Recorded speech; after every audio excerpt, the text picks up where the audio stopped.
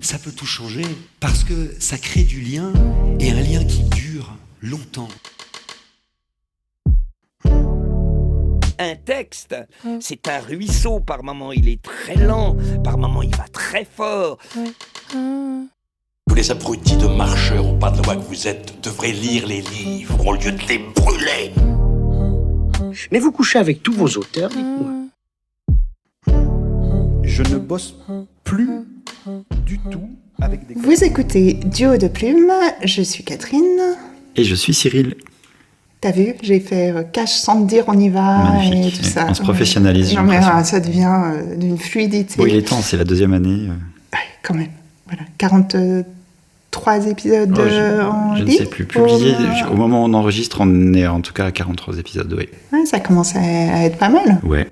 Enfin bon, après nous être lancé des fleurs absolument gratuitement pour débuter. C'est important. Voilà, non mais on est content. On est content, on espère que vous aussi, parce que nous on prend toujours autant de plaisir et je pense que on va continuer l'année prochaine. Voilà, scoop. Alors, de quoi est-ce qu'on parle aujourd'hui, Cyril ? Donc on va continuer notre série destinée aux auteurs, aux primo-auteurs ou aux auteurs avec moins d'expérience. Et on a fait un premier épisode que vous avez vu diffuser récemment. On l'espère. C'est nul ce que je dis, mais vous comprenez ce que je veux dire. On a fait un premier épisode Voilà, donc, qui était très généraliste et qui était une déclaration d'intention avec vraiment les généralités sur l'écriture, etc. Et on va rentrer un peu plus dans le vif du sujet dans cet épisode en parlant de la préparation. Est-ce qu'il faut se préparer un petit peu en amont ou se jeter directement sur le clavier devant la page blanche sur son carnet et commencer à écrire? Ouais, en quelque sorte, c'est vraiment là on est à J0. On a pris un rendez-vous avec nous-mêmes, comme on vous l'avait conseillé dans le précédent épisode, pour dire on va faire la séance d'écriture. C'est aujourd'hui que je commence mon nouveau roman.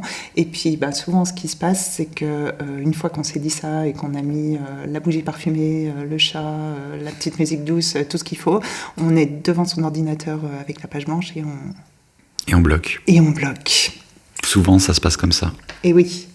Alors comment on démarre? Comment on débute? C'est pour ça qu'on parle de préparation. En fait, tu parles de J0, qui serait le moment où tu commences à coucher des mots sur le papier ou à taper sur ton clavier au sujet de ton histoire. Et on en a un peu parlé. On pense qu'il faudrait ce jour-là, plutôt que de commencer directement à écrire l'histoire, commencer à écrire les idées qu'on a à propos de l'histoire. Commencer un travail de préparation pour pas être embêté le jour où ça commence l'écriture, à être bloqué d'emblée et pas savoir quoi dire. Exactement. Alors c'est une question qui revient assez souvent et qui nous a été posée d'ailleurs notamment de manière explicite par Élise, qui est les lectures de Colombe sur Insta, qui nous demandait quand on vous a sollicité pour savoir de quoi vous aimeriez qu'on parle dans cette série pour les auteurs en début de carrière, elle nous demandait où prendre les idées, par où commencer. Et en préparant cet épisode avec toi, Cyril, on s'est dit que, en réalité, le plus souvent, quand on décide qu'on va écrire un roman, on a grossièrement une idée. C'est-à-dire qu'on a souvent, alors c'est parfois à l'étape vraiment d'ébauche et de brouillon, mais on sait qu'on a envie de traiter un sujet, qu'on a envie de parler d'un prince qui défend son royaume contre les dragons, ou qu'on a envie de parler d'une mère célibataire qui a perdu son travail, ou d'un meurtrier affreux qui sévit en Gruyère. Enfin bref, on a une idée qui est très généraliste. Mais elle est très généraliste. Et la question qui n'est pas toujours évidente, je pense, quand on n'a pas d'expérience, c'est de savoir si cette idée, elle va être suffisante pour faire un roman. Est-ce qu'on aura assez de matière ? Est-ce que c'est quelque chose qui va être développable d'une façon suffisamment intéressante pour plaire au lecteur et le motiver pour aller jusqu'au bout du livre ? Parce que le problème, c'est quand même ça. C'est comment est-ce qu'on accroche le lecteur et comment est-ce qu'on lui donne envie de lire jusqu'à la fin. Ouais. Donc 2 composantes à ce que tu apportes là. Il faut des idées, donc il y a comment on trouve des idées. 2, quand on a une idée qui est générale, ou généraliste, enfin une idée très globale sur le sujet qu'on veut aborder, ou le personnage, ou voilà, qui rentre dans le cadre de ce que tu as décrit, comment on fait pour savoir si ça vaut vraiment le coup d'en faire un roman, d'en faire un écrit long, voire même on peut se poser la question, est-ce que j'en fais une nouvelle, est-ce que j'en fais un roman, est-ce que j'en fais une série? Et ça fait partie des questions à se poser avant, à mon sens, de se mettre à écrire. Absolument. Découvrir que finalement c'est un gros machin et qu'il faut en faire une série sur 4 tomes au moment de l'écriture du premier tome, c'est compliqué parce qu'il faudra revenir en arrière et rechanger pas mal de choses pour pouvoir avoir quelque chose de cohérent. Tu veux dire si on n'a pas un peu si on n'a pas anticipé les choses. Voilà. Donc tout ça, faut le préparer, il faut l'anticiper. C'est un peu l'idée de cet épisode. Et il y a d'autres points qu'on va aborder, mais c'est ça. Alors comment on fait comment on trouve les idées déjà? On a déjà abordé dans plusieurs épisodes. Moi, par exemple, j'ai une technique à moi, que j'ai toujours plein d'idées, mais je les note, parce qu'elles ont tendance à être volatiles.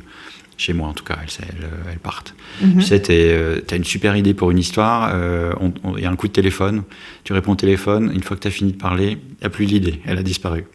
Alors moi j'ai longtemps dit, j'avais exactement le même problème et j'ai dit pendant très longtemps si l'idée disparaît c'est qu'elle n'était pas bonne. C'est vrai. Mais je sais pas. C'est une façon de voir les choses qui est viable, pourquoi pas? Oui et non, parce que je me suis aperçue quand même que parfois j'avais des idées que je ne notais pas, et encore maintenant, j'ai des idées que je ne note pas, mais que je développe, puisque je fais ce travail dont on vient de parler, de développer un petit peu, sauf que je ne l'écris pas, mais de me dire, est-ce que je peux en faire un roman, est-ce que je peux en faire une histoire?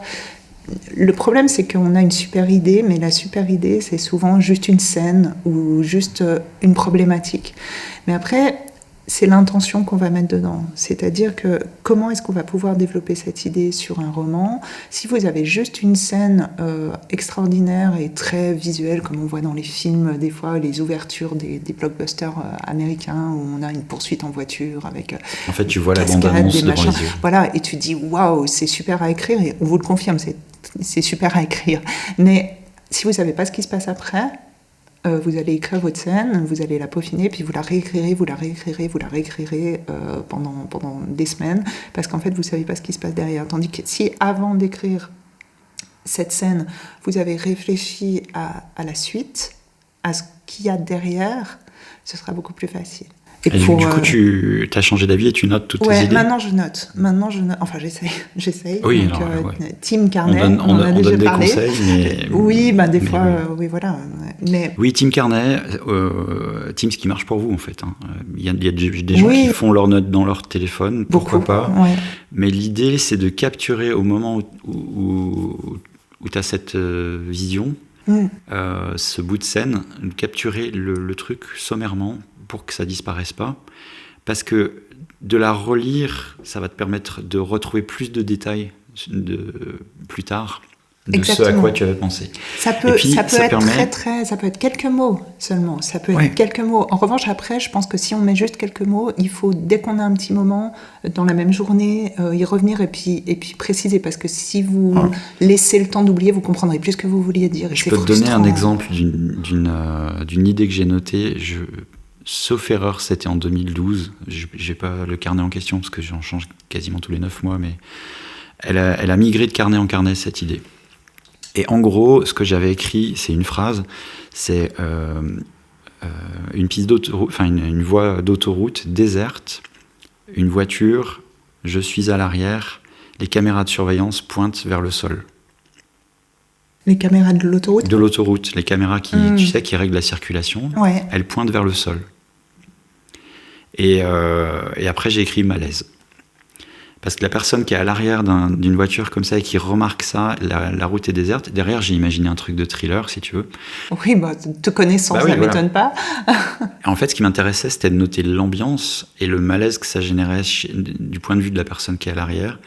de découvrir qu'elle est emmenée quelque part, que c'est désert et que les trucs qu'il y aura normaux aucune ne sont pas preuve. normaux. Ouais, Il n'y aura pas de preuves, ouais, on ne ouais. verra pas passer la voiture, etc.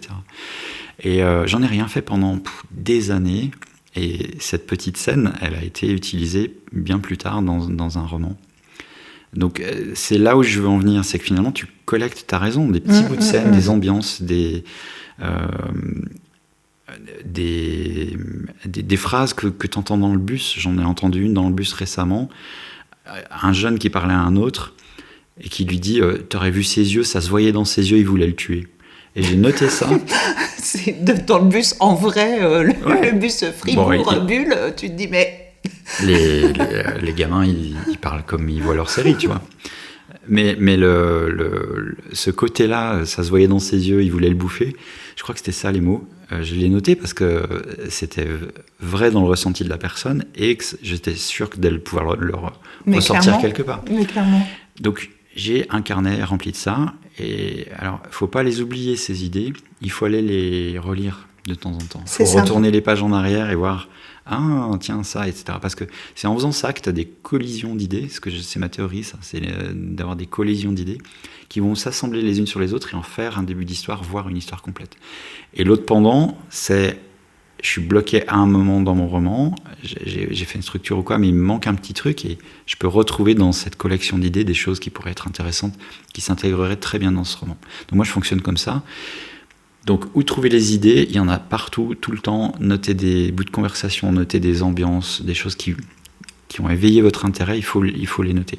Et puis, plus prosaïquement, plus précisément, vous avez une idée d'histoire, alors, clairement, il faut la noter. Il faut la noter, parce qu'elle va être volatile. Mais voilà, toujours le conseil, moi le conseil que je donne, c'est à partir de l'idée, écrire en... Alors ça vient après, oui. Mais voilà, parce qu'une fois que tu as cette idée, comment est-ce que tu vois écrire peut-être entre 1 et 3 phrases, le début, le milieu et la fin du roman. Ça, c'est développer ton idée. Développer ton idée d'une manière très grossière et générale. Mais alors, pourquoi on fait ça ? Pour savoir justement si elle est valable, ce que je disais tout à l'heure, pour savoir si tu pourras, à partir de cette idée, vraiment raconter une histoire qui a un intérêt parce qu'elle a une intention et qu'elle a une valeur de progression. Je pense que ce qui est important dans une histoire, on en a déjà parlé dans d'autres épisodes, c'est, dans l'immense majorité des cas, il y a quand même un personnage principal, et ce personnage principal, il va avoir une progression. Le lecteur va s'identifier, ou en tout cas s'intéresser au sort de ce personnage, mis dans un contexte que l'écrivain aura décidé, et c'est la progression et la transformation du personnage qui va donner envie au lecteur de s'y intéresser, de savoir ce qui se passe. S'il n'y a pas de progression et s'il n'y a pas de possibilité de progression, l'idée, à ce moment-là, on peut peut-être plus la garder, comme tu le disais. J'aime bien ce concept de collection d'idées, où peut-être elle sera insérée, mais elle n'est peut-être pas suffisante pour permettre d'en faire un bouquin qui tourne vraiment autour de cette idée cardinale, je pense. Donc on résume, on note toutes nos idées. Quand on a une idée qui nous semble faire une histoire et qu'on veut travailler là-dessus, on sent que c'est l'histoire qu'on a envie d'écrire, là il faut se poser et la développer vraiment de manière minimale. Comme on ferait un pitch à quelqu'un pour raconter l'histoire. Parce que ça va être ça aussi l'idée, c'est... Je fais que dire idée, mais ça va être ça le but de faire ce micro-développement, c'est de le tester auprès d'autres personnes. C'est d'aller voir une autre personne et de lui raconter. J'ai envie d'écrire une histoire, ça parle de ça, il va se passer ça, et à la fin, il va y avoir ça, et au milieu, il y a tel rebondissement, et tu vois tout de suite la réaction de la personne. Elle est enthousiaste, elle fait... oui, c'est super, vas-y, écris. Enfin, tu vas le sentir. Est-ce que tu as généré un peu d'émotion ? Est-ce que ça intéresse la personne que tu as en face de toi ? Puis je dirais qu'il faut la tester avec 2-3 personnes en qui vous avez confiance. Comme tu testerais une blague, tu vois, tu racontes ta vanne. Ouais, alors il faut la tester, mais ça, je sais pas, parce que ça peut être un peu dangereux. Sinon, comment tu sais que ton histoire est intéressante ? Mais je pense que... À mon avis, t'es même pas à cette étape-là, t'en es même pas à la question de savoir si elle est intéressante ou si elle n'est pas intéressante. T'en es déjà rien que pour toi, de voir est-ce que t'as une fin. Ah, mais j'ai progressé. C'est une fois que t'as ça et que t'en as plusieurs, t'en choisis une sur laquelle tu vas consacrer des heures pour écrire. Et celle-là, faut la tester. Sinon, tu passes 6 mois sur un manuscrit, puis au final, c'était pas une bonne idée. Je suis pas sûre.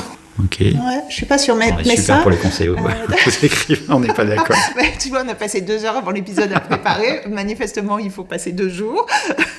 Non, mais alors, c'est quoi ton point de vue ? Non, en fait, je crois que je te dis ça parce que toi, là, tu résonnes peut-être plus en tant qu'auteur de polar et en tant qu'auteur de thriller, où tout ce qui est les rebondissements et une fin waouh, c'est fondamental.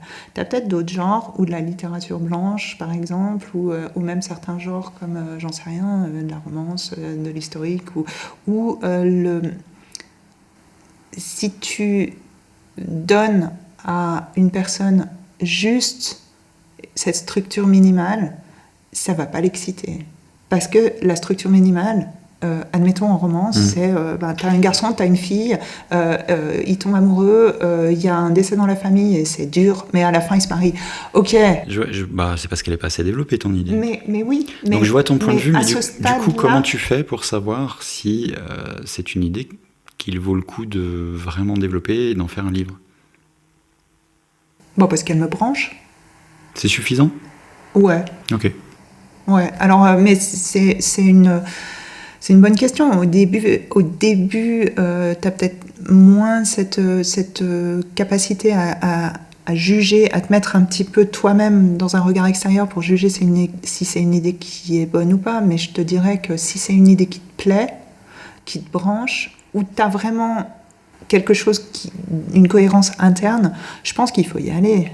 Parce que le premier des commandements, surtout quand tu débutes, c'est que si tu veux aller jusqu'à la fin de ton roman, il faut que ce soit quelque chose qui te plaise. Donc, moi, je me casserais moins la tête, surtout sur un premier roman. Et en plus, il y a aussi... J'aime bien cette façon de voir, c'est parce que ça rejoint ça. Et j'ai perdu mon idée. Pardon. Fichtre. Alors moi, je vais dire pendant que tu réfléchis. Vas-y. En plus, le problème, c'est que pour nous, c'est plus facile d'aller voir des gens et puis de leur dire ok, j'ai une idée, qu'est-ce que t'en penses ? Est-ce que tu penses que c'est valable ? Mais si on se met dans la peau d'un jeune auteur qui a même pas encore fait son coming out, qui a pas osé déclarer qu'il écrivait parce que c'est quelque chose, d'oser dire aux gens, ouais, j'écris un roman, il y a un syndrome de l'imposteur monstrueux, donc quelque part tu leur mets, à mon avis, une espèce d'étape de dire, va tester ton idée auprès de 4 personnes, mais il va jamais le faire, parce que il y en a plein. Ça dépend des gens, il y a plein de gens qui le feront pas. Il y en a plein qui n'oseront pas le faire, qui n'oseront pas franchir ce pas. Pour ces gens-là, je dirais... Est-ce que toi, tu aurais envie de lire cette histoire ? Parce que ça rejoint ton point, ça rejoint ton argument. Si toi, t'aurais envie de lire une histoire qui décrit ton idée, il faut y aller. Oui, donc ça revient à ce que tu dis. Ouais, moi, je pense. Oui, toi qui as eu l'idée. Oui. Si cette idée te séduit et que tu te dis, j'aimerais bien lire... En gros, il faut écrire ce qu'on a envie de lire. Mais c'est exactement ça. C'est-à-dire que... Puis je pense qu'on a tous commencé, moi, ça a été mon cas. Je me souviens de l'interview de Nicolas Feutz, qu'on vous invite à retourner écouter ou visionner, où il expliquait que son premier roman, un auteur de polar, son premier roman, il l'a écrit parce qu'il était en vacances, qu'il était dans un endroit où il n'y avait pas d'activité, qu'il n'avait plus rien à lire. Parce qu'il avait pris un seul bouquin pour 3 semaines. Et il a fini son bouquin à l'aéroport. Parce que du coup, il s'est écrit l'histoire qu'il aurait aimé lire. Qu'il aurait aimé lire. Bon, par chance, elle a pu aussi à des milliers de personnes, et tant mieux. Et c'est pas étonnant parce qu'elle est très bien. Mais ce que je veux dire par là, c'est que je pense que le départ, faut surtout se faire plaisir à soi et se dire, moi, ça me plaît vraiment énormément et je suis à fond sur cette idée-là. Fonce, mon gars. Parce qu'il faut débunker un concept tout de suite, c'est que l'écriture, c'est un projet long, c'est un projet de marathon. Oui, alors, et que vous allez passer beaucoup de temps sur cette idée, donc il faut vraiment qu'elle vous plaise. C'est fondamental. Le risque, il est là, c'est de... Et d'ailleurs, c'est assez souvent, tu as une idée, elle est très excitante au départ, et arriver à l'amener au bout, ton excitation redescend et c'est dur de l'amener au bout. C'est Donc il faut dur. vraiment qu'elle soit séduisante. Il faut qu'elle soit séduisante et il faut qu'il y ait cette structure dont on parle aujourd'hui et ces bases pour justement s'y raccrocher quand la motivation est moins là, quand on a des phases de découragement, des phases où on a l'impression de pédaler dans la semoule et de rien écrire de bon. C'est normal, même nous on en a alors qu'on écrit depuis des années. Donc a fortiori quand on c'est le premier roman, c'est difficile et donc c'est bien d'avoir un petit peu posé les choses, ancré les choses en amont de la phase d'écriture proprement dite. Alors concrètement, comment tu fais ? Juste pour être très pratique sur cette idée que tu as au général. Donc comme j'ai dit, je fais vraiment qu'est-ce que je cherche à démontrer en quelque sorte. Où est-ce que je cherche à aller ? Quel est mon message ? Quelle est l'évolution de mon personnage principal ? Est-ce que j'ai une fin ?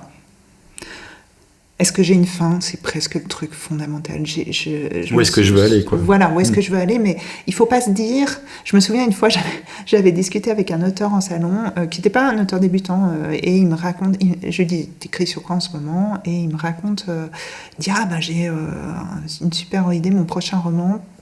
Et il me raconte un truc très très structuré, très original, aucun souvenir, je ne vais pas aller dans le détail, mais quelque chose de vraiment chouette, où il me croche, il me fait le pitch, il commence à me raconter, en général les auteurs ils savent raconter des histoires, donc il m'embarque dans son machin, et moi j'étais là, ah ouais, et après, et il me dit, je sais pas. et je pense qu'il l'a jamais écrit, parce que effectivement c'était alléchant, mais qu'il n'a pas réussi, et c'était probablement pas une si bonne idée que ça, ou alors il l'a pas traité de la bonne manière, et lui-même n'avait pas la fin. Ne partez pas là-dessus. Ne partez pas sur une idée en vous disant je trouverai la fin en cours de route, vous la trouverez pas et ça va être super frustrant. Si, ça rejoint ce qu'on disait. C'est là où il faut la développer. C'est-à-dire que ton idée qui est très séduisante, en fait, c'est qu'un début de roman. Et c'est là où prendre un peu de recul et se dire où est-ce que je vais, quelle sera la fin. Et c'est difficile à faire. Il faut s'asseoir au calme, le téléphone loin et vraiment réfléchir à ce truc. Et si on voit qu'on n'en a pas, il faut piocher dans les idées qu'on a collectées. Parce que peut-être que justement c'est là où il y aura des collisions d'idées et qu'elles vont s'emboîter et que tu pourras trouver une fin. En gardant ton début séduisant. Mais il faut le faire, sinon tout ce que vous avez c'est une scène ou un début de roman. Exactement, et on précise, je pense que c'est intéressant de préciser, parce que vous le savez si vous nous écoutez régulièrement, Cyril est un architecte obsessionnel, moi je suis une architecte plus calme, mais on est tous les deux des architectes, à savoir qu'on structure, on fait un plan pour nos romans avant de nous lancer, mais je pense que le conseil est valable aussi pour les écrivains dits jardiniers, c'est-à-dire ceux qui vont se lancer dans l'écriture sans avoir un plan très précis et sans avoir un déroulement scène par scène élaboré à l'avance, il faut quand même un minimum savoir où vous allez, même pour les jardiniers, je pense. Surtout quand on débute. C'est des guides sur la route qui vous permettront de ne pas vous perdre.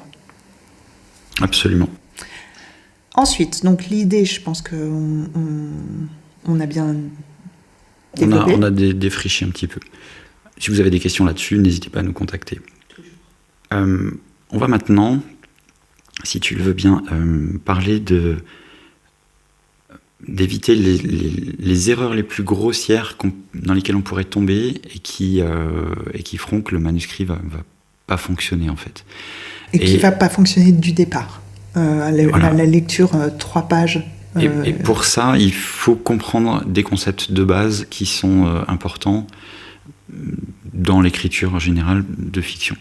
Oui, et notamment les points de vue. Alors ça, c'est un premier point, les points de vue de personnages.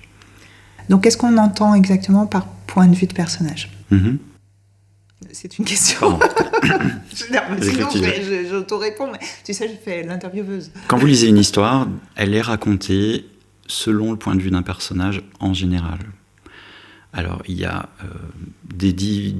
et puis c'est de la littérature, donc il y a des espèces de règles, elles sont faites pour être explosées, donc on peut rechercher. Mais quand on est débutant, il vaut mieux se cantonner à des choses qui sont classiques et reconnues comme fonctionnant bien. il y a différents points de vue. Il y a des romans avec plein de personnages et on peut passer d'un point de vue à un autre. Mais le plus important à comprendre, c'est que si vous commencez avec le point de vue d'un personnage, vous ne pouvez pas, au milieu du chapitre ou de la scène que vous êtes en train d'écrire, avoir le point de vue d'un autre personnage d'un seul coup qui s'immisce. Alors, de manière, pour illustrer le propos, pour que ce soit bien clair, j'ai changé la cam. Ça va faire ton truc, j'explique pendant ce temps. Votre héros, c'est Jean-Paul. Vous racontez une scène, donc comme si vous étiez Jean-Paul. Alors, soit en disant « je fais telle chose », soit en disant « il fait telle chose », qui sont les deux narrations possibles, mais en tout cas en restant toujours du point de vue de Jean-Paul. Jean-Paul va rentrer dans une pièce où il va y avoir Hélène, Marie et Ludovic.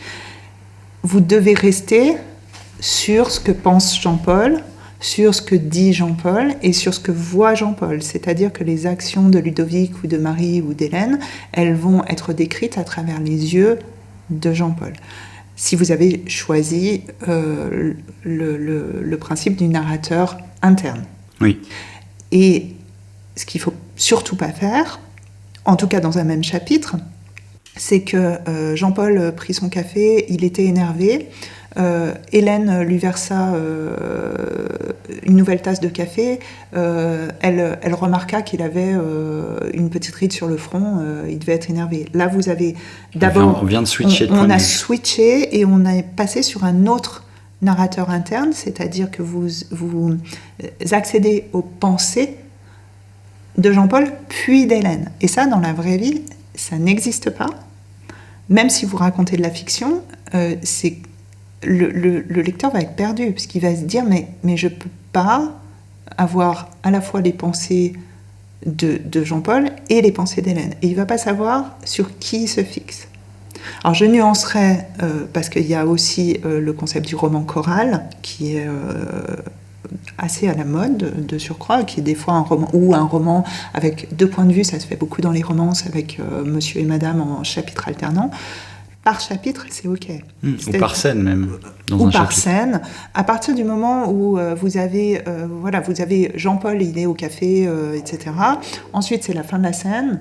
Et on va passer sur Hélène qui vient de sortir du café et qui se dit qu'elle nasse Jean-Paul. Là, c'est OK. Mais dans la même scène, c'est vraiment maladroit. C'est l'erreur la plus grossière que vous pouvez faire, au point que ça peut sortir le lecteur de l'histoire. C'est-à-dire, il n'a plus envie de lire la suite. Ah oui, alors après, il y a des gens que ça ne gêne pas, mais la plupart du temps, c'est très gênant. Et puis, on vous raconte ça, vous pouvez très bien vous dire, mais évidemment qu'il ne faut pas le faire, etc. Et ça nous arrive à tous de plonger dans cette erreur, en tout cas au début, parce que c'est très facile, parce qu'on est en train de se raconter l'histoire au moment où on écrit, et que justement, nous, en tant qu'auteur, on est en train de changer de personnage à l'autre, en termes d'émotions, de ce qu'ils ressentent, etc., puisqu'on veut les décrire. Oui. Mais au moment où on les écrit, au moment où on les transforme pour que le lecteur ait accès à ces choses-là, il faut garder un point de vue unique quand on l'a choisi dans une scène. Ce qui n'empêche pas, d'ailleurs, d'utiliser des artifices pour rendre compte des émotions des autres personnages, mais elles sont vues à travers le filtre et l'interprétation de votre narrateur principal. Pour reprendre ton exemple du personnage qui a son café et qui est énervé, pour donner l'information au lecteur que la fille en face se rend compte que le personnage est énervé, il faut le faire au travers des yeux du personnage. Exactement. Donc c'est Jean-Paul qui va se rendre compte que son interlocutrice fait une face bizarre et il va se dire « Ah, elle voit que je suis énervé ». Et ça, c'est rester dans la tête de ton personnage, donc rester dans son point de vue dans la scène, quitte plus tard à écrire une scène du point de vue de l'interlocutrice, où là on restera dans sa tête et on va constater que Jean-Paul est énervé. Mais on ne peut pas le faire les deux dans la même scène. Et méfiez-vous aussi par rapport à ce que tu dis. Il y a quelquefois aussi, on voit dans certains romans, quand on parle de roman choral, enfin j'en parlais tout à l'heure, où on a plusieurs personnages principaux en alternance, mais le conseil que moi je donnerais, c'est que quand on choisit ça, il faut quand même pas décrire la même scène par tous les personnages, parce que quelquefois c'est des choses qu'on voit dans certains romans, où la même scène au café, elle va d'abord être décrite par Jean-Paul, le chapitre suivant c'est la même scène décrite par Hélène. Alors certes, choisir c'est renoncer. À partir du moment où vous choisissez le point de vue de Jean-Paul, il y a certaines émotions d'Hélène que vous ne pourrez pas donner au lecteur, que vous ne pourrez pas transcrire. Et ça peut être frustrant, mais le problème, c'est que si vous réécrivez la scène, et j'en parle parce que c'est des choses qu'on voit des fois, notamment dans des romans, c'est un peu des maladresses des débuts, si vous réécrivez cette scène 1 million de fois, à part si elle est vraiment fondamentale, mais même si elle est fondamentale, il faut vraiment décrire autre chose, sinon vous allez lasser votre lecteur. Il faut qu'on avance, il faut que chaque chapitre apporte quelque chose de nouveau. Et pour cela, il faut choisir quel est le personnage dont le point de vue va être le plus enrichissant, le plus intéressant à décrire, et vous adoptez ce point de vue-là et vous n'en changez pas pour au moins la durée de la scène. Évidemment, tout ce qu'on raconte là n'est pas une Bible, et ce sont des règles Évidemment. qu'on peut tordre. Typiquement, dans mon dernier roman, je décris 2 fois la même scène, sur 2 points de vue différents. Oui, mais mais ce que je fais, c'est que d'abord, ils comprennent pas la même chose, ils n'ont pas la même vision de la scène, et donc il y a des éléments nouveaux à apporter au lecteur. Ce que tu ne veux pas faire, c'est faire une redire la même chose.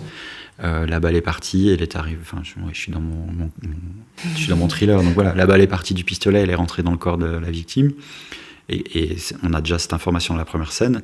Si on redécrit le tir dans la seconde scène, ça ne sert à rien, ça n'apporte rien de plus. Si ça n'apporte rien de plus, voilà. Mais en revanche, effectivement, comme tu dis, s'il y a des nouvelles informations et des choses qui vont donner des clés au lecteur pour la suite, oui. Là, évidemment, c'est différent. Mais il faut essayer de le faire d'une manière qui ne soit pas lassante. C'est ça. Est-ce que, alors, sur les points de vue, il y a souvent une question qui est posée par les jeunes auteurs, et je pense que ça vaut le coup d'en parler, parce que je l'ai évoqué un petit peu tout à l'heure, première personne du singulier ou troisième personne du singulier, au je ou au il ou elle. C'est souvent quelque chose qui revient avec est-ce qu'il vaut mieux faire l'un ou faire l'autre. Alors il y a aussi des effets un petit peu de mode, il y a des effets de genre, c'est-à-dire qu'il y a notamment, encore une fois, on prend tout le temps l'exemple de la romance, il faut absolument qu'on invite des auteurs de romance, si on écrit quand même ni l'un ni l'autre de la romance, et on en parle tout le temps, mais dans la romance, c'est presque conventionnel d'être au « je », enfin dans l'immense majorité des cas, c'est vraiment un point de vue première personne. Maintenant, qu'est-ce que tu fais toi ? Est-ce que tu écris plutôt au « je », plutôt au « il » ou « elle », et est-ce que quelles sont les nuances à ton avis ?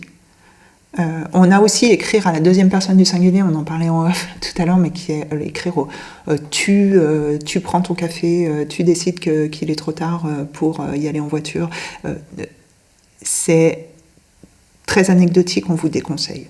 On va dire enfin en premier roman c'est casse-gueule. C'est un petit peu casse-gueule parce que c'est enfin on vous déconseille. Bon, après ça peut être très donc, bien, bref, mais on va pas passer sur l'exception, mais c'est quoi dire voilà. Quelle est ta question ?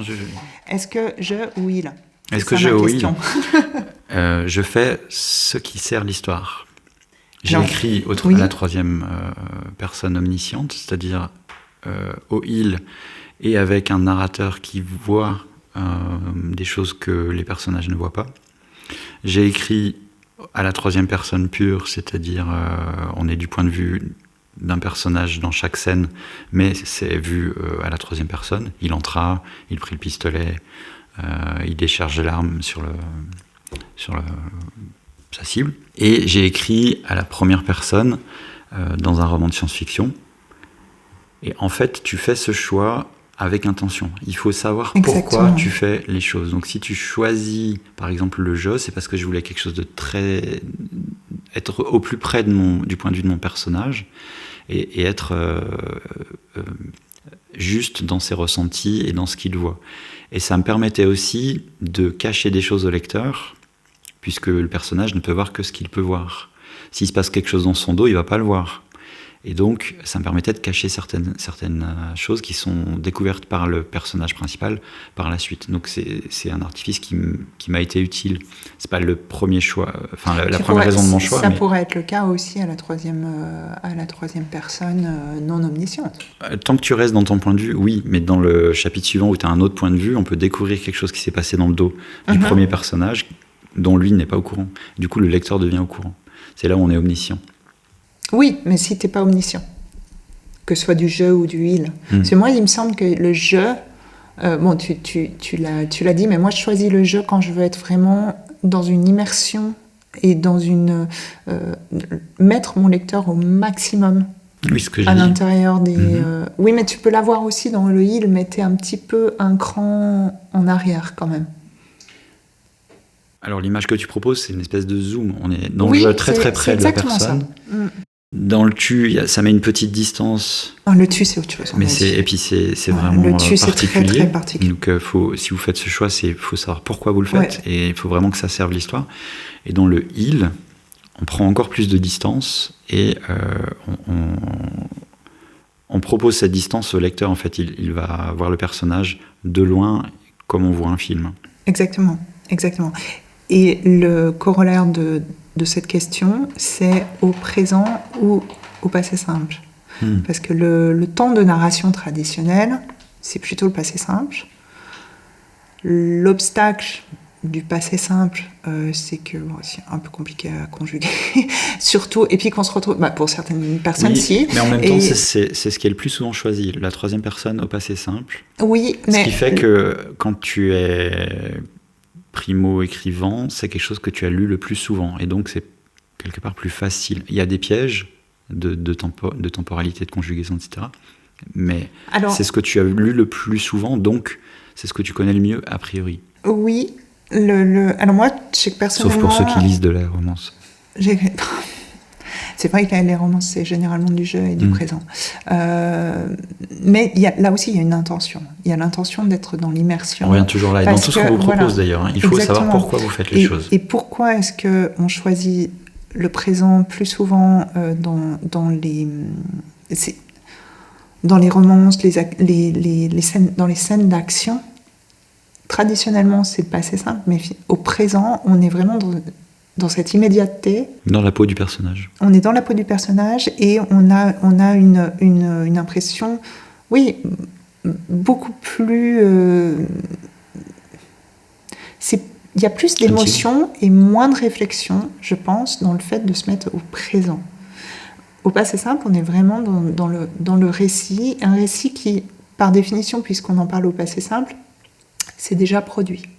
Donc si c'est déjà produit, quand on y réfléchit bien, il n'y a plus de mystère d'une certaine manière. Quand le gars s'il raconte au passé, il est toujours là pour le dire, donc déjà il ne lui est pas arrivé du mal. S'il raconte au présent, on ne sait pas. Ah, si t'es à la première personne, tu veux dire? Oui, par exemple. Oui.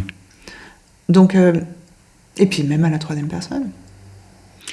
En fait, non, parce que du point de vue du lecteur, on parlait de point de vue, mais pour le lecteur, il découvre au fur et à mesure les événements, même si c'est raconté au passé. Oui, c'est vrai. Mais je pense... Voilà, moi, je sais que personnellement, j'utilise le présent, et il m'arrive, quelquefois, dans certains romans, de mettre une partie au passé, une partie au présent, et les parties qui sont avec le plus d'action et où je veux donner un effet de temps réel, c'est au présent. Et après, par exemple, dans Venge des Vikings, dans mon roman thriller, il y a toute une partie qui se passe en temps réel sur tout le roman, puisqu'il y a plusieurs lignes narratives. Et la partie de l'intervention du père de Vicky dans l'ambulance, qui est médecin et qui va intervenir sur une situation, c'est au présent première personne. Parce qu'on est vraiment ça se passe maintenant. Donc tu as changé à la fois de point de vue et de temps. De temps, d'une scène à l'autre. Oui, alors parce que parce que tu voulais donner un certain effet. Exactement, et c'est volontaire. Okay. Et c'est volontaire. Et j'ai 3 lignes narratives, elles se passent, elles sont pas à la même temporalité, et il y en a une qui est au jeu et au présent, et il y en a deux, sauf erreur, qui sont... non, il y en a une qui est au jeu au présent, il y en a une qui est au jeu au passé, et il y en a une qui est au passé. Donc ça te fait 3 lignes narratives différentes. 3 lignes narratives différentes, et 3 moments différents dans l'histoire. Et c'était vraiment à la fois une intention de générer des ambiances et des émotions différentes, et également de bien distinguer de qui on parle. Et le lecteur, c'est tout de suite, s'il laisse le livre un moment et puis il le reprend, à la première phrase, ça va être « je suis en train de prendre un café », encore une fois. Il sait tout de suite « ok, c'est le père, il est dans l'ambulance parce que c'est au jeu et au présent ». Dans ton histoire, mais c'est pas une généralité. Évidemment, mais c'était tout à fait. Non, mais juste pour dire. Oui, tout à fait. C'est pas obligatoire du tout. Parce que je peux faire tout un roman au jeu au présent. Bien sûr. Et j'ai une scène où je peux dire Turquie 1998, 1998 pour les Français. Je continue au jeu au présent, mais on a situé dans le passé, et le lecteur va savoir le personnage décrit ce qui se passait en 98. Exactement, donc, et dans la majorité des cas, c'est ce qui est fait dans la plupart des romans. Tu fais un choix au départ et puis tu t'y tiens tout au long du roman et ça va très bien. Et c'est plus simple à gérer. Ok, donc si on résume, super important, le choix du point de vue, POV en anglais. S'y tenir, en tout cas s'y tenir dans une scène. Oui. Éviter ce piège d'aller guigner dans la tête d'un autre alors qu'on est déjà, pour le lecteur, dans la tête d'un premier personnage. Parce que ça, c'est vraiment une erreur grossière que vous pouvez éviter. Et après, on a le choix de la première personne ou de la troisième personne, anecdotiquement du tu, qu'on va pas conseiller aux gens qui y commencent. Ouais. Pour moi, le plus simple pour écrire, selon ce que vous avez le plus souvent lu, c'est de se tenir justement à ce que vous avez le plus souvent lu. La plupart du temps, c'est du troisième personne pour le choix de ce POV. Une fois que vous avez fait ce choix, il faudrait le garder sur tout le roman. Après, ce que vous pouvez faire aussi, pourquoi pas, si vous hésitez, c'est d'écrire votre premier chapitre ou votre première scène à la troisième personne, ensuite de la reprendre à la première personne, de changer la temporalité, mais ne le faites pas sur 70 pages, faites-le sur 3 pages. Est-ce qu'on vous a dit que c'était du boulot d'écrire ? C'est ça, je crois qu'on l'aura pas dit. Parce que c'est énorme quand tu fais ça. Moi, ça m'est arrivé de le faire. Moi aussi. Moi, ça m'est arrivé de le faire. Le reflet des étoiles, le premier tiers était écrit à la troisième personne. Ah oui, donc tu as mis du temps à te poser la question. J'ai tout... Et pourquoi ? Il y a un moment, parce que tu t'es dit, ça va pas ? Qu'est-ce qui t'a motivé ? Comme je te l'ai dit, je suis arrivé à un moment où j'avais besoin de cacher quelque chose au lecteur et je n'y arrivais pas. Parce qu'on voyait ce qui allait arriver. Et je me suis dit, est-ce que ça serait pas mieux ? Et là, tu fais un petit tableau coût-bénéfice, c'est-à-dire combien de temps je vais passer à repasser tout le jeu. Et ça a été laborieux de le faire. Mais je ne regrette pas parce que ça sert l'histoire. Mais typiquement, et c'est à ça que sert le podcast aussi, c'est-à-dire de dire cette erreur-là, je ne l'aurais pas faite si j'avais un peu mieux développé mon histoire, un peu mieux choisi le truc mais en avance. C'est une erreur. C'est rigolo parce que ça me fait penser aussi moi, le prochain roman qui devrait normalement sortir... en 2026 aux éditions Slatkin. C'est un roman, pourtant, je débute pas, donc comme quoi, c'est un roman que j'avais écrit initialement et j'en avais écrit à peu près, je dirais 80%, il n'était pas tout à fait terminé, et je l'avais écrit à la troisième personne passée. Je l'avais laissé de côté et puis en discutant avec l'éditrice, j'avais envie de le reprendre. Je me suis dit tiens, je vais lui proposer, il faut donc que je le finisse. Il s'était écoulé quelques années entre ma première mouture et le moment où je me suis remis à travailler dessus. Et j'ai commencé à le relire et quand je l'ai relu, je me suis dit mais ça va pas, troisième personne passée, ça va pas. Ça correspond pas au temps que je veux, ça correspond pas, ça joue pas. Et je l'ai tout réécrit, tous les 80% du roman, en même temps que je le relisais. Donc c'est vrai que c'était du boulot, mais c'était une relecture active. Et en même temps, je l'ai passé. Mais ça, je me suis très vite rendu compte que ça jouait pas et qu'il fallait que je le passe. Et je l'ai passé première personne présente. 80%, c'est pas très vite. Mais oui. Non, c'est pas très vite, mais j'avais une relecture en même temps, je me réimmergeais parce que je l'avais pas lu depuis plusieurs années. Donc de toute façon, je le redécouvrais Et il y avait de toute manière cette relecture à faire. Donc en même temps, oui, mais ça a été long, mais c'était nécessaire. Ça, on en parlera aussi. Ça sera, je pense, l'un de nos épisodes. À quel moment tu t'arrêtes de faire des relectures d'écriture Oui, et à quel moment il faut se dire bon, là l'histoire elle est prête, je l'envoie. Il y a ces histoires de délai, de laisser reposer le manuscrit, etc. Alors, si tu me laisses reposer plusieurs années, tu as beaucoup de chances à changer. Ben oui, parce que comme toi-même tu évolues, ta façon de voir la vie, les choses évolue, et quand tu te réappropries le texte, tu dis ça marche pas, il faut que je fasse autrement, et tu es obligé de rechanger. Donc il faut laisser un certain délai, mais pas trop, etc. Donc, mais on y reviendra. Oui. Okay. Oui, parce qu'on peut faire un épisode complet. J'ai encore d'autres exemples, mais on va pas le dire. On a parlé des idées, on a parlé du point de vue, du choix du temps pour raconter, et de choses basiques et primordiales à la fois, qui sont, une fois qu'on a choisi ça dans une scène, on respecte ça. Ça veut dire on respecte les sensations du lecteur au moment où il reçoit ce texte. Oui, parce qu'il va avoir ses repères et il faut qu'il sache que ça se passe comme ça. Dans tout ça, ce qui est le plus facile, ça reste la troisième personne au passé simple. Pour la plupart des romans de genre, et puis il y a des exceptions. Si maintenant vous avez plus l'habitude, parce que vous avez plus lu des choses à la première personne, essayez d'écrire à la première personne. Dans tous les cas, il faut comprendre pourquoi on le fait, il faut que ça soit un vrai choix. Je vais raconter cette histoire, et puis ça va être à la première personne, parce que je veux une certaine intimité avec mon personnage, je veux cacher des choses à mon personnage, je veux ceci, cela, ou je veux qu'on ait plusieurs points de vue en même temps, etc. Et il faut clairement définir ces choses-là à l'avance, parce qu'une fois que vous l'avez fait, le choix est entre guillemets facile, arrêté, et on va s'y tenir jusqu'à la fin du projet. Exactement. Après, au niveau de la structure, alors c'est souvent aussi moi une question qu'on me pose, de savoir, alors est-ce qu'on fait des chapitres ou est-ce qu'on n'en fait pas? Est-ce qu'on fait quelque chose qui se poursuit, un grand récit fleuve de A à Z qu'on voit davantage souvent en littérature blanche, davantage. Mais là, c'est vraiment un épisode qui s'adresse autant aux auteurs de genre que de littérature blanche, je pense. Donc, est-ce qu'on fait des chapitres? Si on fait des chapitres, quelle longueur doivent-ils avoir? Et est-ce qu'ils doivent tous avoir la même longueur ou pas? J'aime bien quand mes réponses sont dans mes questions. Mais tu crois que tu as les réponses dans ta question? Oui, peut-être. Non, mais alors bon, encore une fois, c'est nos manières de faire. Mais c'est souvent des questions qui sont où les auteurs qui débutent se posent des graves problèmes existentiels sur ces questions-là, qui ne sont pas problématiques à notre avis, n'est-ce pas? Donc ta question, parce que quand j'entends structure narrative, mais là on est plutôt sur découpage de mon histoire. Oui. En scène, en chapitre, etc. Pour moi, quelle que soit l'unité de base de l'écriture d'un roman, d'un projet long, de la fiction, c'est la scène. Et après, le découpage peut varier, mais c'est la scène. Pourquoi ça? Parce qu'on vient de l'expliquer. Tu ne peux pas changer de point de vue dans une scène, sinon c'est bancal d'un point de vue du lecteur. Et donc, pour moi, c'est l'unité de base.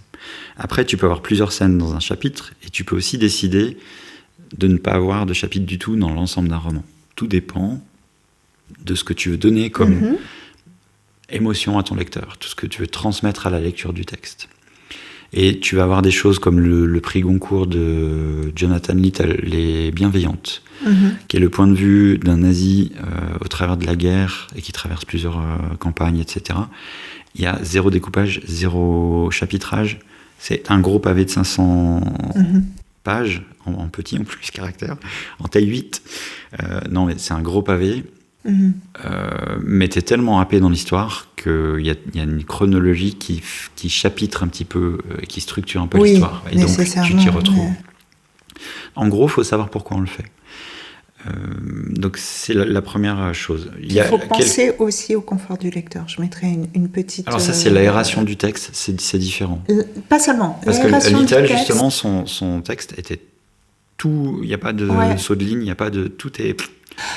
Moi, je me souviens de ce que m'avait dit une blogueuse sur mes premiers romans n'avaient pas de chapitre, sauf erreur. Ceux d'en haut, après... Alors, j'avais des scènes, Et puis je mettais juste une petite astérisque entre chaque scène. Scène suivante, oui. Et scène suivante. Et elle m'avait dit que c'était pas agréable pour elle, parce qu'elle aimait bien aller jusqu'à la fin d'un chapitre, s'arrêter, mais parce que c'était sa manière, elle aimait bien faire comme ça, elle lisait un chapitre chaque soir ou 2 chapitres, et puis avec moi, j'avais des scènes qui allaient faire 10 pages, et puis j'avais des scènes qui allaient faire 3 paragraphes, et il y avait quand même un découpage, mais c'était un découpage qui était aléatoire, qui était non numérique. Et j'ai toujours gardé ça à l'esprit. Alors, je débutais aussi, je ne m'étais absolument pas posé ces questions, mais elle m'a dit que ça l'avait énormément gênée. Et quelque part, en pensant à elle, au roman suivant, j'ai fait des chapitres en me disant, bon, ok, ça sera plus facile pour elle, mais je pense que son point de vue est partagé par d'autres. T'écrivais pas pour elle, donc... Non, évidemment pas, mais pourquoi t'as choisi pour le suivant de faire des chapitres? C'est ça qui est intéressant. Alors parce que je pense que au-delà de lui faire plaisir, ce qui était évidemment pas le propos, mais elle a mis le doigt sur quelque chose en me disant ça, et je me suis rendu compte que c'était, en tout cas dans ma manière d'écrire et dans l'histoire que je voulais raconter, c'était davantage structuré si je faisais chapitre par chapitre, avec dans ce chapitre il se passe telle chose, puis dans ce chapitre il se passe telle autre chose. J'avais besoin, c'était des romans choraux, enfin piège. Des romans avec plusieurs narrateurs. Et à chaque chapitre on changeait de narrateur, et c'était plus propre. Peut-être, je ne sais pas si c'est une bonne raison, mais en tout cas, je crois depuis toujours beaucoup plus structuré qu'au départ. Mais il n'y a pas de règle. Comme tu dis, c'est ça, il n'y a pas de règle. Il n'y a pas de règle. On va dire, pour faire une banalité, en littérature comme en amour, toutes les règles sont permises. Oui. Mais il y a quand même des choses. Il n'y a pas de règle, mais si vous faites un choix, il faut qu'il y ait une intention derrière, c'est ça, quoi. Oui, mais et puis il faut s'y tenir. J'aime créer des page-turners, j'aime créer des livres où le lecteur a envie de tourner la page très vite. Donc, alors il y a un côté structure narrative, mais il y a aussi le chapitrage, parce que c'est ce que j'aime quand je lis. Je fais des chapitres plutôt courts, 7000, 8000 signes, à 1500 mots, 1800 mots. Donc c'est vraiment très court, c'est 3-4 pages, 5-6 pages. Et j'alterne de manière très rapide les points de vue différents. Oui. Et souvent, il y a des arcs narratifs différents qui sont interlacés. Et donc je passe d'un point de vue à un autre, d'un point de vue à un autre, d'un point de vue à un autre. Ce qui donne un effet d'urgence, c'est un peu foisonnant comme ça, et puis voilà. Ça progresse, quoi. Donc je fais ça pour mes thrillers, par exemple, parce que encore une fois, c'est pour faire des page-turners. Et puis, vous avez des gens qui vont écrire avec des chapitres très très longs et qui comprennent plusieurs scènes. On va alterner les points de vue dans un même chapitre, mais là, l'unité chapitre sert à autre chose. Elle sert, par exemple, à marquer une unité de lieu, ou à marquer une unité de temps. De temps aussi. C'est-à-dire tout se passe dans la période lundi à mardi, ou tout se passe dans la maison de Jean-Michel, etc. Donc, le découpage, finalement, sert de marqueur dans l'histoire, et c'est utilitaire pour le lecteur. Et faire le choix, par exemple, comme Littell l'a fait, de ne pas en faire, c'est aussi un choix, et c'est de donner une impression continue, d'histoire d'histoire inexorable, d'histoire qui va se dérouler quoi qu'il arrive. Oui. Il y a des intentions derrière. Il y avait un choix. Il y a lourdeur aussi, ne serait-ce que, j'imagine, par le thème, et aussi cette structure un peu compacte. J'ai pas lu, mais cette structure compacte, et voilà, c'est lourd, quoi. Ouais.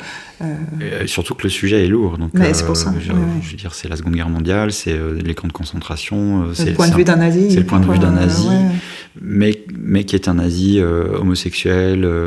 Enfin, il y a plein de contradictions, et le pire, c'est qu'il réussit à faire qu'on s'attache à ce mec qui est un nazi qui abat des juifs pendant la Seconde Guerre mondiale, quoi.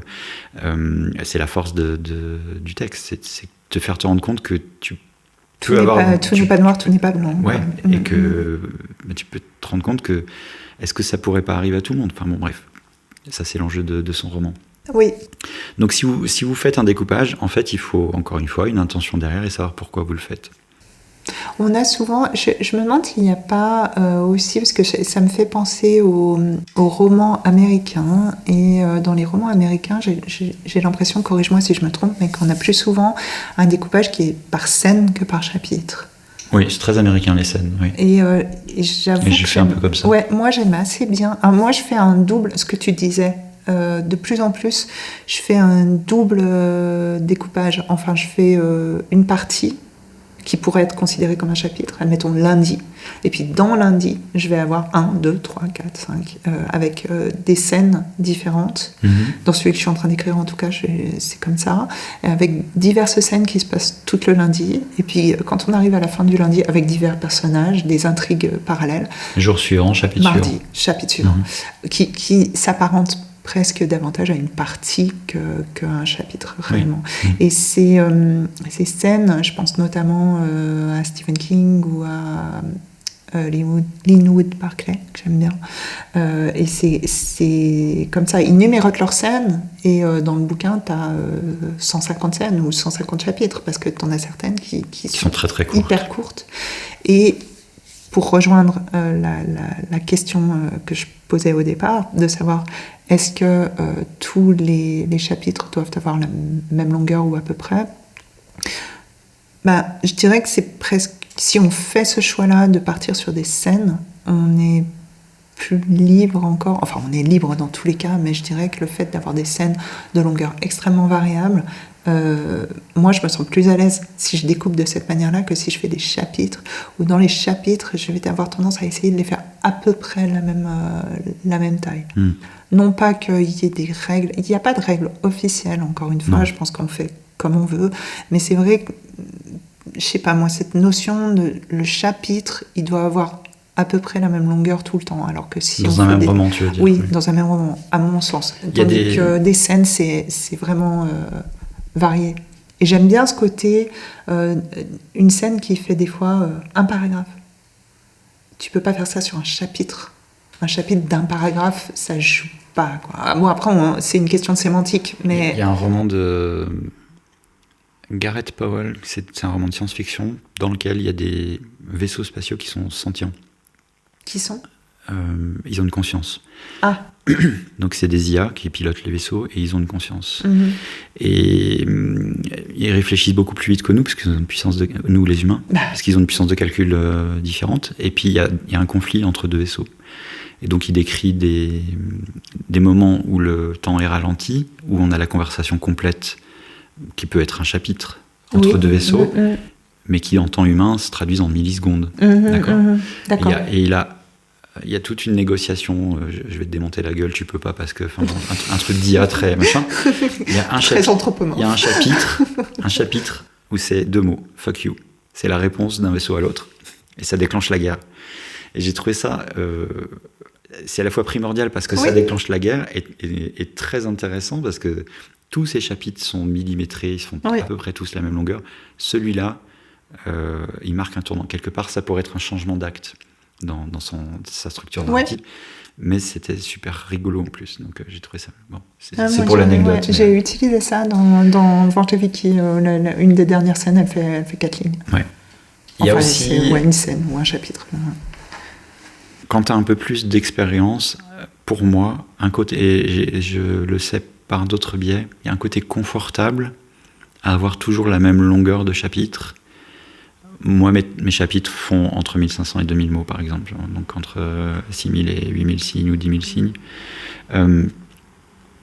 Parce que dans ma tête, quand je commence à les construire, mais ça tient au fait que je fais des structures et des plans détaillés. Ma longueur de chapitre étant établie, dans ma tête, le début, le milieu et la fin, la résolution arrive à un certain moment en timing, et c'est du coup pour moi plus facile à développer, plus facile à écrire. J'ai pris une certaine habitude. Oui, mais en l'occurrence, je pense que justement, j'allais te dire, oui, parce que toi, tu as de l'expérience. Je parle d'expérience. Et il y a d'autres auteurs qui font ça, typiquement James S.A. Corey, qui écrit The Expanse, encore de la science-fiction, mais donc c'est un couple, c'est 2 auteurs Donc ils écrivent à 4 mains et leurs chapitres font toujours 4000 mots. Parce qu'ils savent, depuis des années, parce qu'ils ont écrit toute la série d'Expand, il y a 10 bouquins, et que dans ces 10 bouquins, chaque tome a un certain rythme, et puis du coup, ils découpent toujours leurs choses comme ça, parce que c'est plus simple pour eux. Donc ils ont acquis ce confort. Je dis pas qu'il faut le faire, mais voilà. Non, mais alors en revanche, je pense que le fait... Ça revient au fait de dire, quand vous le faites, il y a une intention derrière, il faut savoir pourquoi vous le faites.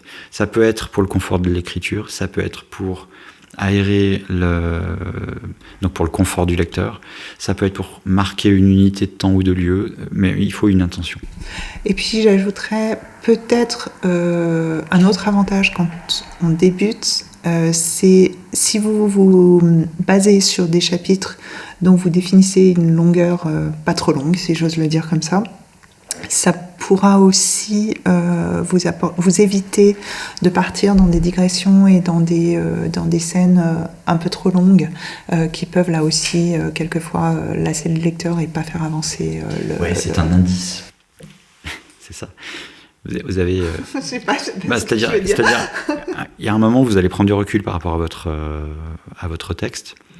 Si vous vous rendez compte que tous les chapitres font à peu près la même longueur et il y en a un qui fait le double ou le triple de tous les autres, c'est un indice, il y a un truc qu'il faut aller voir. Donc soit ça veut dire que vous vous êtes trop écouté écrire et que vous avez été complaisant et ça avance pas et il y a plein de choses qui vous semblent formidables mais il va falloir un petit peu taillé, soit ça veut dire que ce chapitre il doit être scindé en 2 ou 3 chapitres. Ça peut être aussi le cas. Moi, ça m'arrive assez souvent.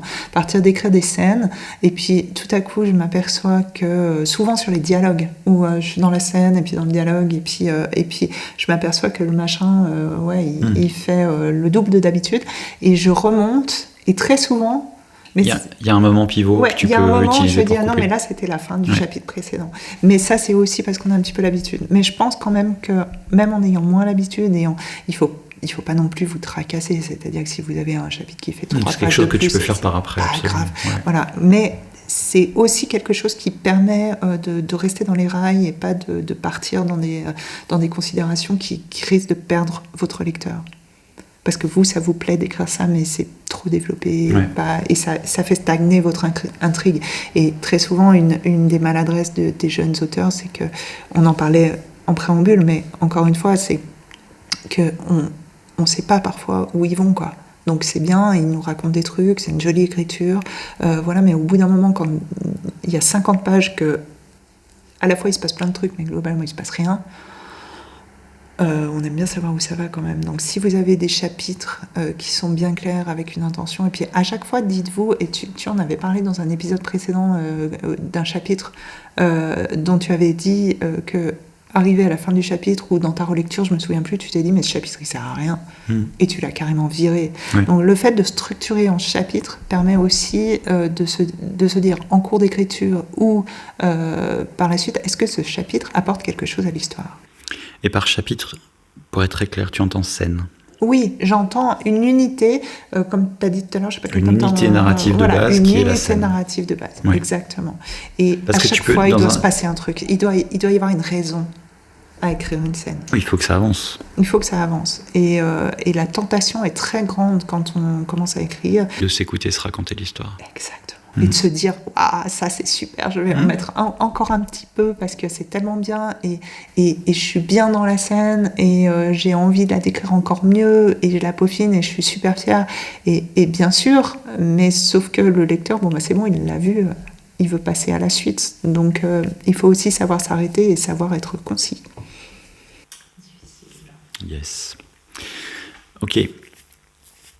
On a dit pas mal de choses. Qu'est-ce qui nous manque ? Non, on est déjà pas mal sur ces premiers points. On a choisi le point de vue, on a choisi le temps de conjugaison avec lequel on va raconter l'histoire.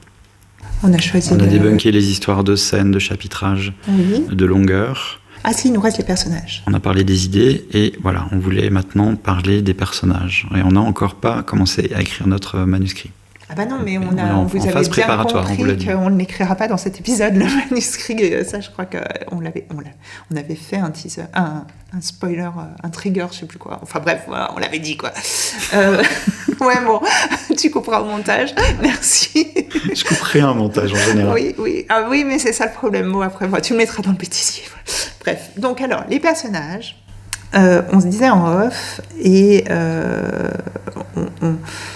La question, en fait, c'est est-ce que je dois avoir des fiches complètes et détaillées pour chacun de mes personnages, y compris celui qui va apparaître dans la 93e, la 63e scène. alors, Pour éviter de 90, faire un c'est pas helvétisme. 60, hein, qu'on soit Non, mais bien c'est pour d'accord. éviter de faire un helvétisme. Dans la 63e scène du roman, un personnage qui va apparaître sur 2 paragraphes, est-ce que je dois vraiment le développer ? Enfin bon, bref, c'est ces questions-là. Est-ce qu'on que je fait dois avoir- une fiche personnage Absolument. ou pas ? Comme on entend très souvent ces conseils dans les conseils aux jeunes auteurs qui foisonnent sur Internet et un petit peu partout, où le conseil est assez répandu, c'est de faire des fiches personnages. Par fiche personnage, on entend un document où on va mettre à la fois des caractéristiques d'état civil, caractéristiques physiques, la famille, les goûts et les allergies alimentaires, Les couleurs préférées, voilà, la grand-mère, où est-ce qu'elle est née, qu'est-ce qu'on fait comme boulot, qu'est-ce qu'on fait comme sport, etc. Ça peut aller très, très, très dans le détail, ou être moins détaillé. C'est parfois présenté comme un incontournable. Quelquefois, voilà. Qu'est-ce que tu fais, Cyril ? Est-ce que tu fais des fiches personnages ? Ça dépend du projet. Moi, je vais à contre-pied de ce genre de conseils, suivant toujours mon mantra qui est est-ce que ça sert l'histoire ou pas ? Par contre, c'est-à-dire que d'avoir un personnage je vais pas avoir une fiche structurée, détaillée. ça sert l'histoire. Alors, je suis obligé de savoir de qui on parle, donc j'ai un minimum. Je sais que mon personnage principal de mon roman en cours, c'est une journaliste d'investigation, que mon personnage secondaire, c'est un policier qui travaille à Europol, par exemple. Bon. Mais j'ai pas fait une fiche personnage qui me dit elle préfère la glace pistache avec le citron, etc. Par contre, je les ai castés. Donc Ah oui, c'est vrai, tu fais ça. Toi. J'ai une idée de à quoi il ressemble. Ça me sort comme ça. Ouais, donc parfois, toi, tu vas sur Internet et puis tu prends des photos. Des images de gens qui ressemblent dans ma tête au personnage. Je le verrais bien comme ça. Je prends la photo et je le glisse dans le dossier de mon personnage. D'accord, voilà. ouais. Mais je ne vais pas avoir toute une fiche détaillée. Par contre, au fur et à mesure que je découvre des choses de mon personnage, ça, j'y consigne quelque part. Donc, quelque part, oui, j'ai une fiche personnage, mais qui se construit pas à l'amont, au-delà des grosses généralités, mais au fur et à mesure de ce que je découvre. Parce que si mon personnage il réagit d'une certaine façon à quelque chose qui se passe dans le roman, si c'est un gros raciste connard, et que le chapitre d'après ou même plusieurs parties après, il est pas dans ses idées racistes, alors soit il a évolué, soit il y a une grosse incohérence. Donc je suis obligé de noter ce genre de choses. Et je prends un truc très grossier, mais il y a des choses beaucoup plus fines. Oui, parce que ça, c'est quelque chose de fondamental. Donc ça, tu vas en fait t'en souvenir, voire même l'intérêt de ton personnage dans le roman, c'est que c'est un gros connard de raciste. Enfin, admettons. Mais en effet, et je te rejoins tout à fait, et je pense que c'est très intéressant ce que tu dis. Parce que si on part sur ces fiches personnages toutes faites, qu'on trouve un petit peu partout, c'est paralysant. Et souvent, t'es bloqué devant, tu dis, mais je sais pas. Bah oui, tu sais pas, c'est normal, t'as pas écrit. Je sais pas qu'est-ce qu'il aime comme sport, dans quelle école il est allé quand il était petit. Alors peut-être que ça va être hyper important pour votre histoire. C'est ça. Peut-être pas du tout. Le critère, c'est est-ce que ça va être pertinent pour l'histoire ? Est-ce que ça va faire avancer le personnage ou pas ? Si on part d'un personnage qui est hyper timide, asocial et qui n'aime pas les gens, et qu'à la fin du roman, on a prévu qu'il a un groupe d'amis, il soit devenu le plus populaire du lycée, ça vaut le coup de noter qu'au début, il est hyper timide, il faut le savoir, parce que c'est notre base de départ. Ça, d'accord, c'est pertinent pour l'histoire. Oui. Aller plus loin dans ces détails-là, si ça ne sert pas l'histoire, il n'y a pas besoin. Les choses, en fait, ça dépend, je pense, à quel point vous travaillez votre structure en amont, à quel point vous faites un plan détaillé. Parce que en fait, les fiches personnages, elles s'intègrent dans le plan détaillé assez souvent. C'est-à-dire que dans votre plan détaillé, vous allez décrire vos personnages. Et là où je te rejoins, c'est que pour ma part, je fais des fiches personnages. J'en fais pas vraiment en fait. Moi, j'ai un dossier avec notes. Et dans mes notes, je note des éléments C'est ce que j'ai aussi. mineurs, mais que je pourrais oublier, du type c'est quoi la couleur de ses yeux, il est né, si c'est pertinent, on est d'accord, mais il est né, il a grandi dans telle ville, le nom de la rue, si j'ai décidé de marquer le nom de la rue, des petits éléments que je vais peut-être utiliser quand je vais présenter mon personnage et auxquels je vais peut-être faire référence au chapitre 29. Et quand j'écrirai le chapitre 29, ce sera peut-être 4 mois après avoir décrit mon personnage initialement. Donc faire ces fiches au fur et à mesure en mettant ces petits détails qui sont anodins, donc que je ne peux pas retenir, ça m'évite d'aller chercher dans tout mon texte pour voir quelle était la couleur de ses yeux, est-ce qu'il habitait au 15 ou au 19. C'est marqué dans mes fiches. Donc dans ce document de notes. Et c'est un document qui va se construire au fur et à mesure où il est ouvert en général sur mon ordinateur avec mon manuscrit. Et je note les éléments qui me semblent pertinents au fur et à mesure, en fonction de mes besoins. Après, ce qui est beaucoup plus fondamental pour l'histoire, comme tu le disais avec ton exemple de personnage raciste, il me semble qu'un personnage avec un tel bagage, il est au centre de l'intrigue et au centre de ta narration, et c'est même quelquefois le prétexte narratif. C'est ça dont tu veux parler. Donc, à l'évidence, est-ce que c'est vraiment la peine de le mettre ? Ce que je suis en train de me dire, c'est que tes fiches perso, elles sont là pour noter les détails que tu pourrais oublier. Donc, savoir que c'est un gros con de raciste, tu le sais, t'écris sur lui. Ou t'écris sur ses amis qui vont te faire changer d'avis. En fait, tout dépend limite, pourquoi. t'as pas besoin de l'écrire. Enfin, moi, c'est comme ça. Tout dépend ce que tu veux faire. Ouais. Encore une fois, il faut que ça serve l'histoire. Si c'est un GCR, pour éviter de répéter gros con de raciste tout le temps. Ah oui, j'étais en train de me dire, c'est quoi un GCR ? Mais qu'en fait, il l'est pas. Et que c'est juste un camouflage social pour une raison ou une autre. Il est infiltré, il a grandi au milieu d'un milieu comme ça, mais il fait juste ça par mimétisme et en fait il n'a pas ses idées, etc. Du coup c'est pertinent et je vais le noter. Mais si c'est juste il est comme ça, oui, j'ai une idée de mon personnage global, voilà. Donc fiche personnage, non, mais oui, ça serait notre réponse. Non, vous n'avez pas besoin d'avoir une fiche pour chacun des personnages principaux qui soit ultra détaillée, mais vous avez besoin d'avoir une idée de qui c'est quand même. Et sachez qu'au moment où vous allez écrire, votre personnage va évoluer, d'où le nom. Et par contre, notez des éléments quand ils apparaissent dans l'histoire ou quand vous les découvrez ou quand vous les faites apparaître, pour garder une cohérence tout au long de l'histoire, parce qu'il n'y a rien de pire qu'un personnage aux yeux bleus au chapitre 1 qui a les yeux verts au chapitre 28 quand quelqu'un d'autre le regarde. Donc, ou qui change de nom. Ou qui change de nom, etc. Sur les personnages secondaires, ça peut donc, gardez un fichier de notes à côté de votre manuscrit où vous notez ce genre de choses. Ça vaut aussi pour les indices, si vous écrivez un policier, que les gens découvrent au fur et à mesure. Il n'y a rien de pire qu'on a découvert ça et on s'en sert jamais dans l'histoire par après, quoi. Complètement. Donc, il faut noter ces choses-là. Mais voir les noter, ça peut être aussi les noter dans le texte, quand vous faites des relectures par séquence, si vous en faites, ou même vous notez des fois des choses.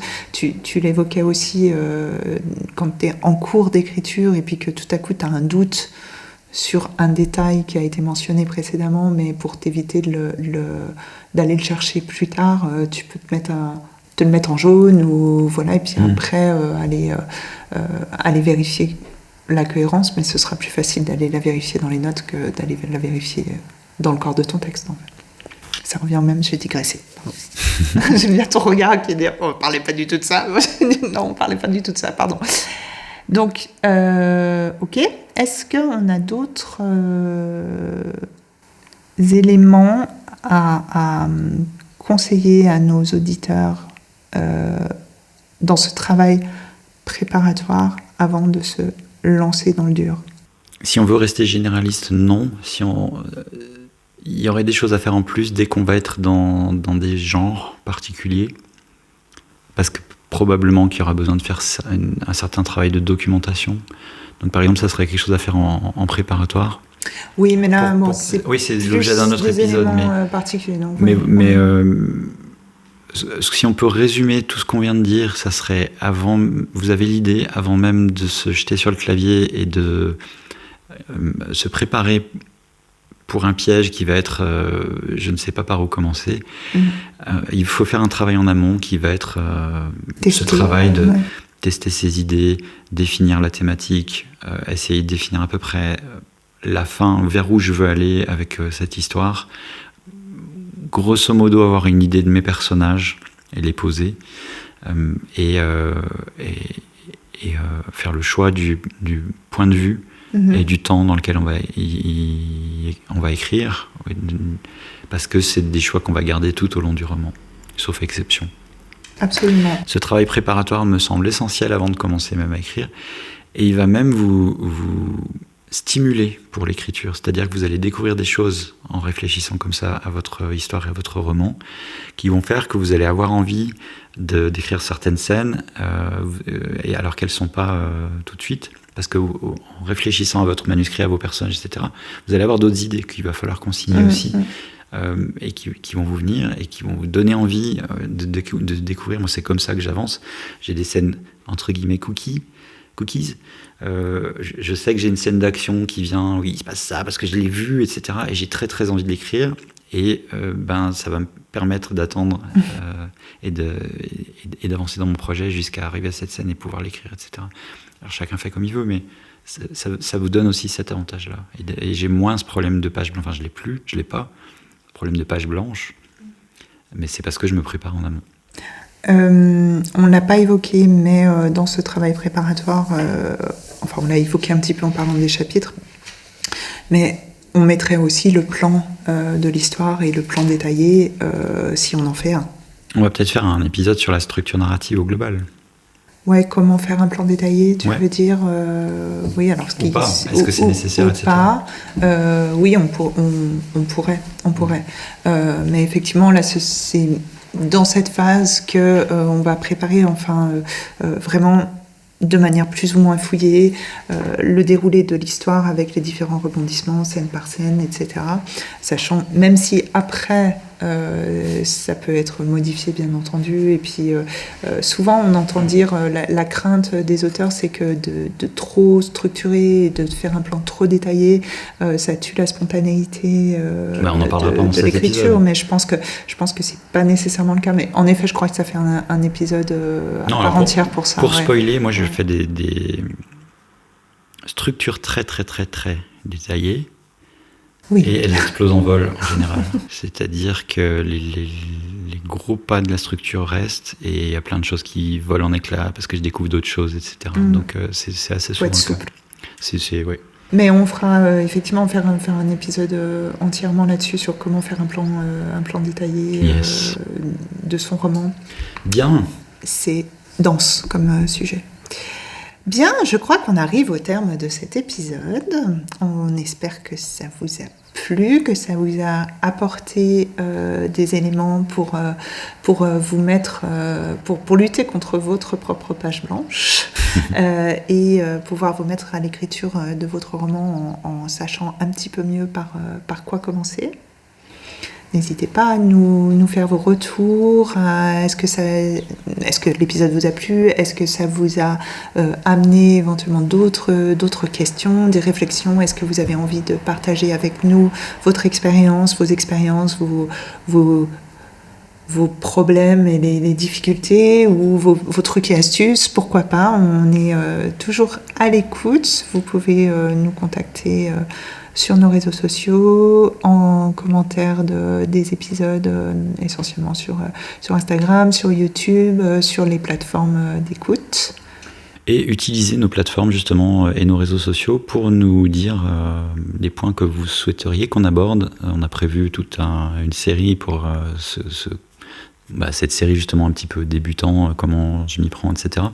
Mais on ne pense pas à tout parce qu'on a un peu plus de bouteilles et du coup il y a des choses qu'on a oubliées et qui sont peut-être essentielles.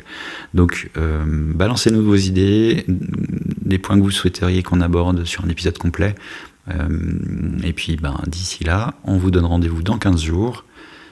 Écrivez bien. Écrivez bien. Salut Catherine. Salut Céline.